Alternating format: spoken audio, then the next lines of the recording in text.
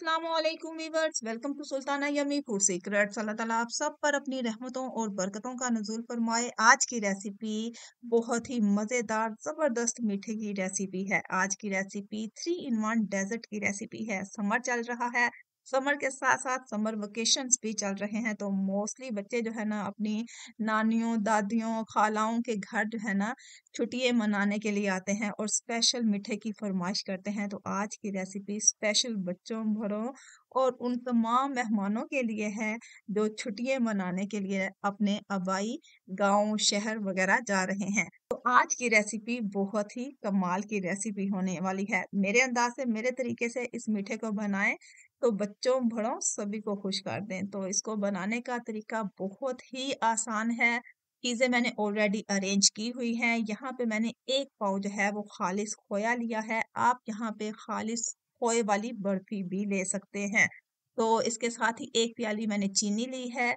बारीक सेवइयों का half packet लिया, कलरफुल हाफ सेवइयों का पैकेट लिया है। 4 चम्मच मैंने जनाब चावलों का आटा लिया है, दादर सा कुटा हुआ, और इसके साथ 4 अदद इलायचियाँ हैं और साथ ही कस्टर्ड पाउडर है जो कि स्ट्रॉबेरी फ्लेवर में है।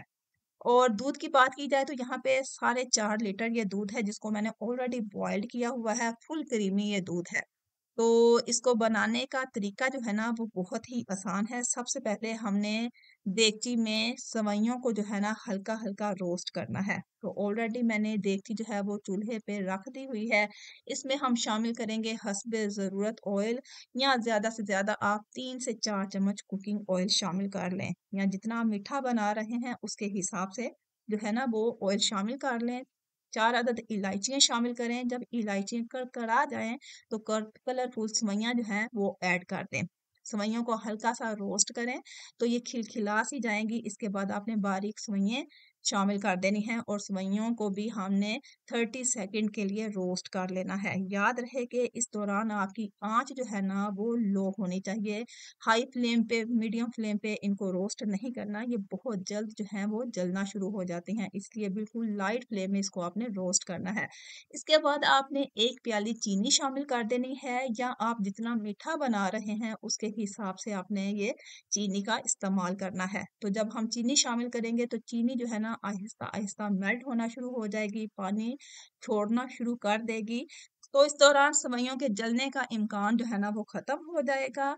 तो जब इसमें लाइट सा कैरेमल टेस्ट आ जाए तो आपने बॉइल्ड किया हुआ दूध यहाँ पे शामिल कर देना है।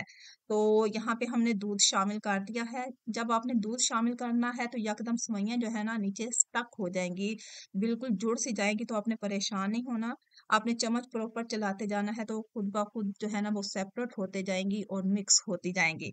और दूसरी तरफ यहाँ पे मैंने चावलों के आटे को जो है ना वो धो के भिगो लिया था। तो वो यहाँ पे हमने इस दौरान इसको भी यहीं पे शामिल कर देना है।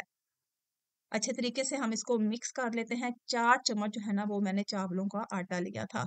तो क्योंकि मीठा जो है मैं ज़्यादा क्वांटिटी में बना रही हूँ, तो आप अपने मीठे के जितना आप बना रहे हैं ना उसके हिसाब से जो है इन चीज़ों का इस्तेमाल करें। इसके साथ ही मैंने ये जो खोया लिया हुआ था खालिस, इसको मैंने फ्रीज़ किया हुआ था।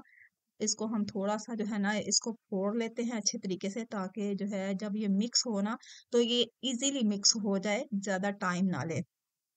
तो इस तरीके से हमने इसको जो है ना अच्छे तरीके से फोड़ लेना है।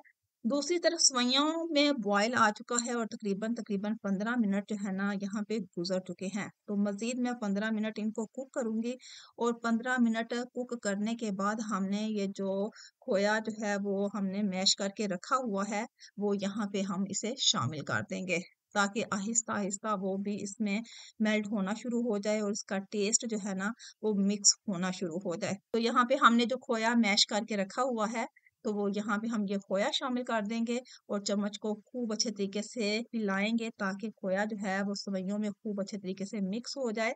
और आँच यहाँ पे आपने लो से मीडियम रखनी है, क्योंकि अभी जो है ना ये टाइम लेगा हमारा। तो यकदम आप अगर स्टीम देंगी तो इसमें बॉयल आने के बाद इसका जो ऊपर जो मज़े का फ्लेवर आया हुआ है ना, क्रीमी क्रीमी सा, वो बाहर निकल जाएगा। तो बस आपने लाइट सी आंच में या मीडियम आंच में, जैसे भी आपको सूट करे तो उसी हिसाब से आप इसको पकाते जाएं। और तकरीबन तकरीबन मुझे आधा घंटा हो गया है इसको पकाते हुए। बिल्कुल मीडियम आंच पे मैं इसको कुक कर रही हूँ। वक्तन ब इसमें मैंने चम्मच चलाया है। तो जब सेवइयां पकने के बिल्कुल करीब हो जाएं, इसमें क्रीमी सा टेस्ट आने लगे और अप्रोक्सीमेटली ये कुक हो जाएं, तो यहाँ पे मैंने ली है एक प्याली और उसमें दूध शामिल कर दिया है। ठंडा करके गर्म दूध आपने नहीं लेना, और कस्टर्ड का मैंने हाफ पैकेट जो है इसमें शामिल कर देना है। अच्छा, यहाँ पे मैं ये स्ट्रॉबेरी फ्लेवर में ले रही हूँ। आप जब भी ये मीठा तैयार करें तो या तो वेनिला फ्लेवर में लें या बनाना फ्लेवर में। स्ट्रॉबेरी फ्लेवर में इसे यूज करें तो इसका कलर थोड़ा सा मिक्स अप सा हो जाता है, इसलिए आप जब भी इसे यूज करें तो वेनिला या जनाब आपने बनाना फ्लेवर में इसको यूज करना है। तो मुझे ये दोनों फ्लेवर नहीं मिले थे, मेरे पास स्ट्रॉबेरी फ्लेवर था, तो मैंने इसी को जो है ना वो इस्तेमाल में लाई हूँ। तो इसको आपने खूब अच्छे तरीके से मिक्स कर लेना है, और मिक्स करने के बाद आपने इन सेवइयों में शामिल कर देना है और चम्मच को खूब जो है ना अच्छे से हिलाना है। मजीद हल्की आंच पे 10 मिनट के लिए हम इसको कुक करेंगे, ताकि कस्टर्ड का फ्लेवर सेवइयों में खूब अच्छे तरीके से मिक्स हो जाए, और अच्छे तरीके से आपने इसको चम्मच चलाते जाना है और खूब इसे जो है ना वो पकाते जाना है। जब आपने ये कस्टर्ड शामिल करना है तो प्रॉपर आपका चम्मच जो है ना वो चलना चाहिए, ताकि ये नीचे ना लगे। दूसरी तरफ जनाब मेरा स्टैंड जो है ना वीडियो बनाने का वो टूट गया हुआ है, तो मुझे हाथ से ही इसको जो है वो कैम करना पड़ रहा है। इसलिए वीडियो में ये जो शेकिंग हो रही है ये हाथ की वजह से हो रही है, क्योंकि मेरे एक हाथ में मोबाइल है और दूसरे हाथ से मैं जो है ना वो चम्मच चला रही हूँ। तो दूसरी तरफ जनाब हमने यहाँ पे कुछ ड्राई फ्रूट्स लिए हैं। कोई स्पेशल हमने ड्राई फ्रूट्स का इस्तेमाल नहीं किया।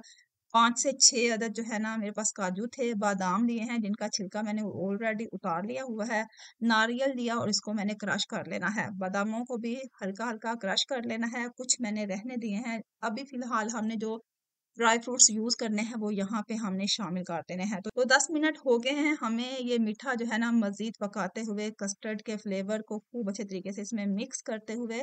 तो ये खूब अच्छे तरीके से मिक्स अप हो चुका हुआ है, तो यहाँ पे हमने क्रश किया हुआ नारियल, बादाम और काजू जो है ना वो यहाँ पे शामिल कर देने हैं, ताकि इस सारे मीठे में इन ड्राई फ्रूट्स का जो है ना वो टेस्ट आ सके। तो ये देखिए जी, बहुत अच्छे तरीके से जो है ना हमने ये ड्राई फ्रूट्स भी मिक्स कर दिए हैं।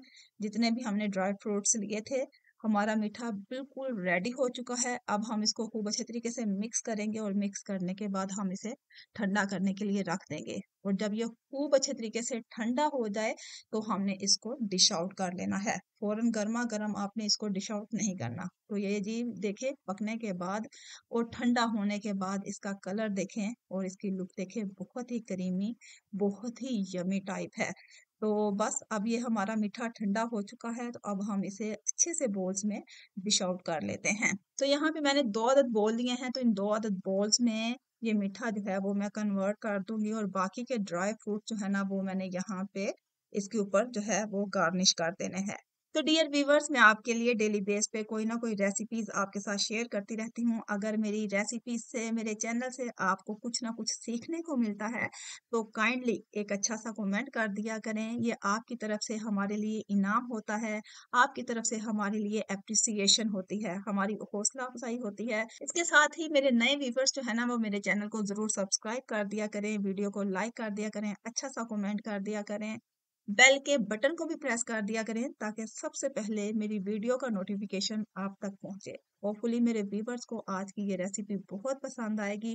कमेंट सेक्शन में जरूर बताइएगा। अपना और अपने प्यारों का ढेर सारा ख्याल रखें। समर की छुट्टियों को एंजॉय करें और हीट से भी बचे रहें, गर्मी से भी बचे रहें। आप तो ये लें जी, हमने यहाँ पे ड्राई फ्रूट्स जो है ना वो इसके ऊपर स्प्रेड कर दिए हैं। इसके साथ ही मैंने कुछ खजूरें ली थी, डेट्स ली थी, उनको मैंने स्लाइसिस में काट लिया और ये भी हमने यहाँ पे स्प्रेड कर देनी है। और इसके साथ ही मैंने कुछ टूटी फ्रूटीज ली हैं, वो भी हम यहाँ पे स्प्रेड कर देंगे, तो हमारा मजेदार डेजर्ट हो जाएगा तैयार। तो होपफुली मेरे व्यूवर्स को आज की ये रेसिपी बहुत पसंद आई हुई होगी। मेरे अंदाज से, मेरे तरीके से ये मजेदार सा डेजर्ट बनाएं ना, और अपने प्यारों का ढेर सारा ख्याल रखें। मिलते हैं एक अच्छी सी यूनिक सी सिंपल सी रेसिपी के साथ। तब तक के लिए अल्लाह हाफिज।